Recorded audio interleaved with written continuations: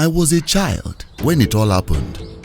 My mother used to send me to the stream to fetch water, and that's where I first saw Chidinma and Durojaiye together.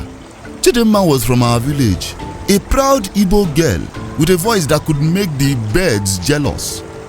Durojaiye was a young man from the Yoruba village across the river. Everyone knew that Igbo and Yoruba people didn't mix much back then. They spoke different languages, had different customs, and some people believed they shouldn't even be friends, let alone fall in love. But Chidinma and Durojaiye didn't seem to care. It started with a song.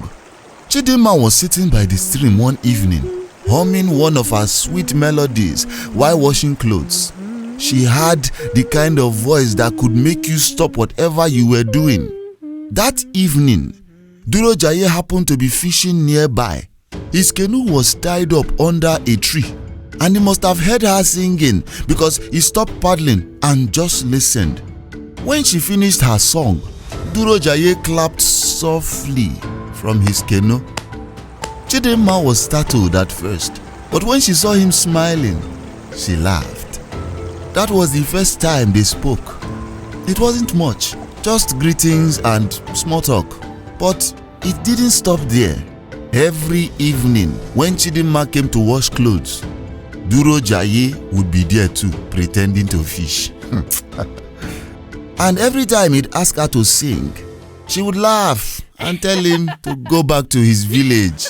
But eventually, she would sing anyway. Word spread quickly, as it always does in small villages. People whispered about the Igbo girl who sang for the Yoruba boy by the river. At first, it was just gossip. But then, Chidinma's father heard about it, and he was not happy at all. "Chidinma, are you disgracing us?" he shouted one night. "Do you want people to say my daughter is running after a Yoruba boy? Stay away from him, oh! Stay away from him!" But Chidinma didn't listen. Neither did Durojaiye. They started meeting secretly. They couldn't talk much because of the language barrier. They didn't need to. Chidinma would sing, and Durojaiye would carve little wooden animals and hand them to her as gifts. Somehow, they understood each other without words. One day, their secret meetings were discovered. Some young men from our village saw them together and chased Durojaiye back to the river. They warned him never to come back.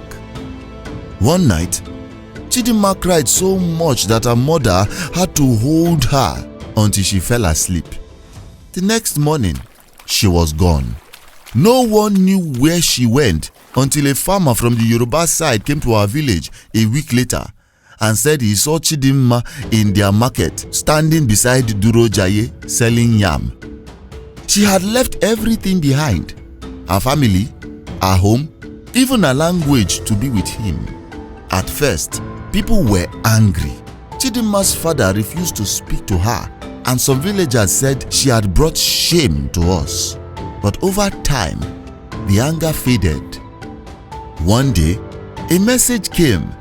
Chidinma and Durojaiye invited everyone from both villages to their wedding.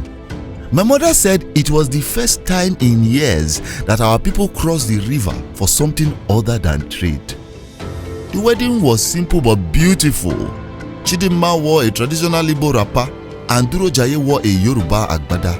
They stood under a tree by the river with elders from both sides blessing their union. Chidinma sang that day. It was a new song, one she wrote by herself. It was about love that doesn't care about borders or tribes. Durojaiye didn't understand all the words, but he smiled anyway, like he always did when she sang. That was many years ago.